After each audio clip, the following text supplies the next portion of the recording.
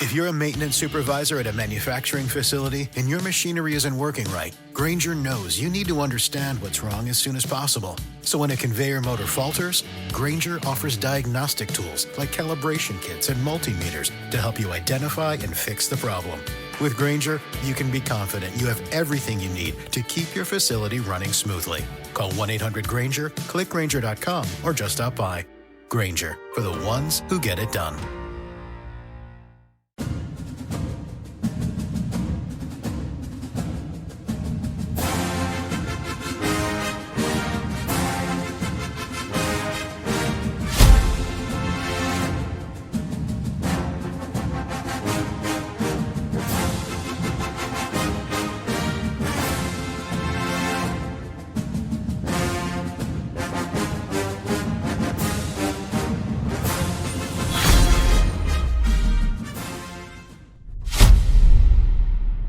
Trojan family, what's going on? Welcome to the USC LAFB show. I'm your host, Ryan Dyrud, and thank you always for making this a part of your day. Yesterday was at practice. Yesterday evening, I'll be leaving for practice again here as soon as I wrap this up. But we were able to talk to Lincoln Riley yesterday, so I wanted to just come on here quickly and kind of dissect some of his comments because I think, just what my thoughts on it. I think there was some perception or misperception on kind of what he said based on what was put out there or tweeted out there, or just, whatever everyone's opinion is valid, especially after this junction, this game going into the bye week. So, but just wanted to give in some of my perspective, kind of what he was coming from in terms of the totality kind of his comments and whatnot. So, get into that tonight. Like I said, I'll be back on campus. We'll talk to Danton Lynn. That should certainly be interesting as seeing how this team is preparing during this bye week after what the defensive performance was last Saturday. So I'll have a recap of that. Tonight, we'll have the live call-in show. Madman and Tim will be live at 7 p.m. Pacific time. So make sure to join that. Bring your calls, bring the heat, bring your comments, everything. We hope to see you all there. So thank you so much. Show, as always, brought to you by our good friends over at Sleeper. Make sure to head to the Sleeper app, download it, and when you go to make your first deposit, use that promo code USCLAFB. It's going to get you a match bonus up to $100. Why are you going to deposit? Because they got the daily fantasy pick'em. Pick 2 to 8 players and just choose more or less. Win real money.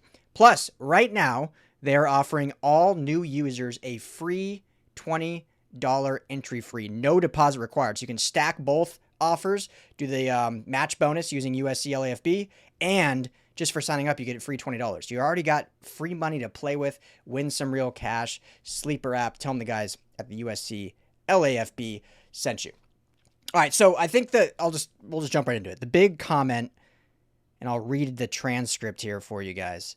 The big comment was in regard to physicality. Obviously that was the conversation after this game, is the defense didn't look physical.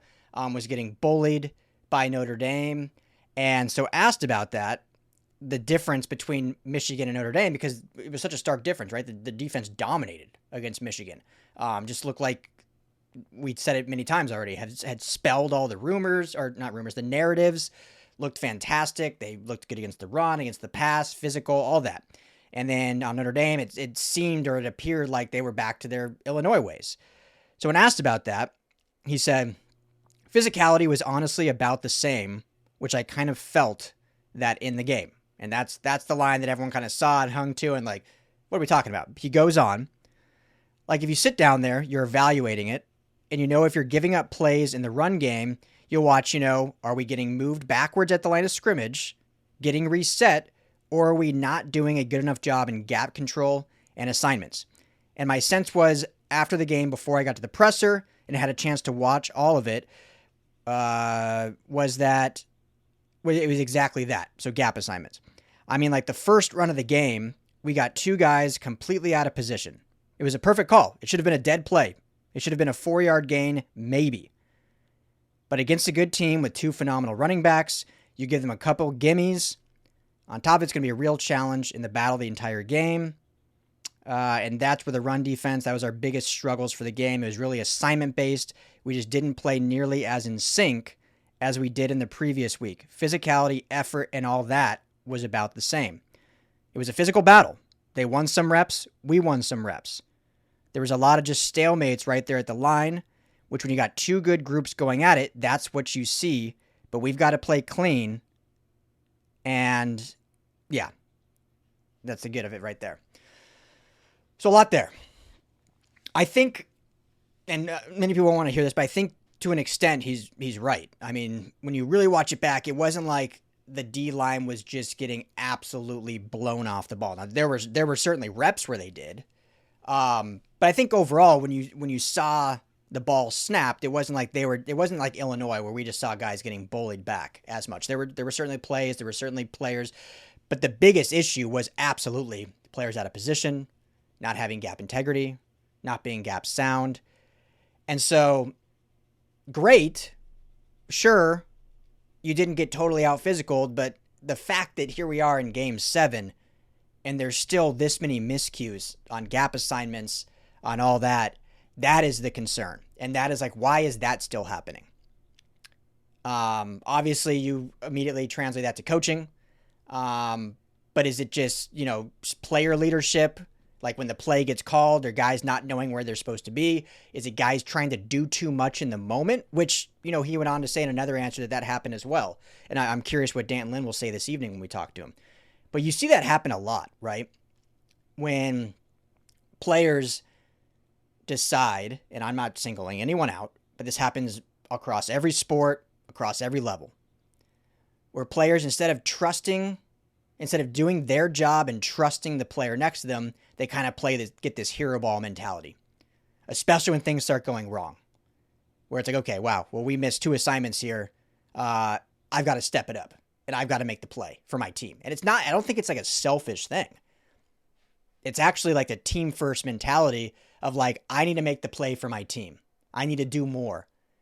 When in reality, if you just trust what you're supposed to do and trust the player next to you, if your coaching has been good, if your talent level's up to par, it'll take care of itself. Like if you just put the cone on, tunnel vision of just like, this is my spot, I'm not leaving this spot, good things will happen. And that's what happened against Michigan. So the big narrative of the physicality thing, I think he's right about that to an extent, that it wasn't completely out physical. Again, there were definitely instances, and it wasn't like they won the physical battle, but they didn't just get completely dominated physically, but they were so undisciplined in gap integrity and assignments that it makes it look like you're getting out physical because, you're getting gashed in the run game. So that is really the come to Jesus moment now on this bye week, is why is that happening, and specifically on the road? Is it a coaching issue, which obviously that is part of it, or is it a player mentality right now that needs to get extracted of not trusting the guy next to them, not trusting your teammates to do their job, so you're trying to do too much. You're trying to do 2 jobs instead of 1. Or is it just like a pure not knowing where you're supposed to be, which that is a huge issue if that's the case. I don't think that's it. I think it's more the former of just guys trying to do too much, especially when you give up, what was it, the second run of the game was the big Jeremiah Love 69-yard run, or was it the first play? First or second offensive play. Especially when that happens right off the bat, inherently, sometimes it kicks in. Like, oh man, okay, whoa, this is going to be a tough sledding if I don't do more. So that's the big ask this week, is how this coaching staff can, A, make sure guys know their assignments, make sure that they have the knowledge of where they're supposed to be and why, but then B, just building that trust of like, okay, if I'm Crawford, I trust Abasari to do his job. So on down the line. I trust Jakeem Stewart. I trust Devin Tompkins. I trust Gentry, all this. Linebackers, I think have struggled in that game being gaps out. We saw some good things. I know there's a lot of people down on Desmond Stevens. I think the ceiling is still there. We need to just see the improvement in the gap integrity and in knowing your assignment. Jaden Walker had a lot of good plays. We know Eric Gentry. But if all 3 are together, you can't have 2 guys in the same gap. Who messed up on that? You got to fill it out. And those 60-yard gains turn into 7. 7 might still be too many, but you'll take that over 60 if you're all in your gaps. So that's going to be the big ask here. And And that was like my big takeaway, I think, is I agree, but that doesn't explain why this is happening. Because that's what needs and has to be fixed. 7 games in, you should not have that many miscues, that many failed assignments. And I've been the biggest probably advocate for this defense, saying this is a young unit. There's going to be growing pains. I still stand by that. Desmond Stevens, true sophomore. Jaden Walker, redshirt freshman. Jakeem Stewart, true freshman. Crawford, sophomore. You go down the line. It's a young group outside of a couple guys. However, this is a group that's been together now all offseason. Same coaching staff for the most part, minus Rob Ryan and Reed on the back end. Same scheme. 7 games in, you should not be having that many blown assignments and miscues. Like that almost is, I don't want to say more concerning. I'm curious your guys' thought. Comment below. Like, would you rather it be that they were out physicaled or that they were just blowing that many assignments? I think the latter is probably better because it's more fixable. Like if you're just getting absolutely out physical, that's hard to fix. Then that's a culture, a player, all this different thing. I truly don't believe that's it. The assignments, as frustrating as they are, I think they're much more easily corrected and easily fixable. They've got to prove it, though. And they got a tough task. I mean, we're going to get to Nebraska soon. Nebraska's already looking at USC.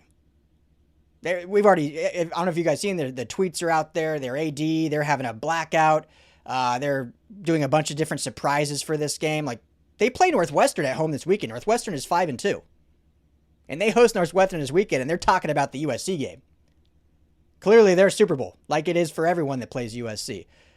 So USC needs to take that and say, these guys are preparing for us. And to be honest, Nebraska might lose to Northwestern if they're not careful. Northwestern has been seen as a doormat. They're 5-2. They're a 5-2 football team. So, but just saying USC, that's going to be a tough environment that team is going to do everything to spoil USC's season. Because if they beat USC, that spoils the season, right? They can still end on a winning record, but losing to Nebraska right now on the road after what just happened at Notre Dame, can't have it. Can't happen. It must-win game. So, we'll see. But that was my biggest takeaways. There were some other things asked and talked about. Asked about his 0-6 now on the road against top 25 schools or top programs. How do you get past that? Do you feel a line? And, he said, the first step is being in those games, playing close like they did last year. The next step is now winning, and they have to do that. That has to happen this year. They have had 2 opportunities now. They haven't done it. I don't count Purdue. So they'll have their 3rd opportunity in a week and a half. And if they can, Nebraska might not be ranked at that time, but it's still going to be a raucous crowd, tough environment, as I just said. So they'll have an opportunity to do that and prove that they're taking that next step. Because that's what I've been saying, guys, right? Like, win the games you're favored, win every home game and win the games you're favored in. That's going to take care of itself. Now, USC is probably not there where they're going to be favored in every game like an Ohio State team is, which is fine. That's where this team is right now. 9-3, 10-2. That's great. Do that this year. Next year, with the guys coming in, with maybe another couple transfer pieces, then you're favored in just about every game, and you win all those, and you go 11-1. And you see yourself in the Big Ten championship in the college football playoff. So those are my takeaways. I will be on campus here in just a couple hours, so look for another video on Danton Lynn's takeaways I'll drop. And then, like I said, tonight, 7 p.m., Madman and Tim call-in show. Go hang out. Plus, I'll be back tomorrow. Well, I'll probably just do my Danton Lynn comments in tomorrow's live show. Tomorrow, Thursday, noon Pacific time, live right here on USC LAFB. We're trying to grow that. I know it's a little different, midday, but, we've seen some success early, so we'd love to see you guys keep hanging out there. So thank you. Loving how this is growing, so appreciate you guys.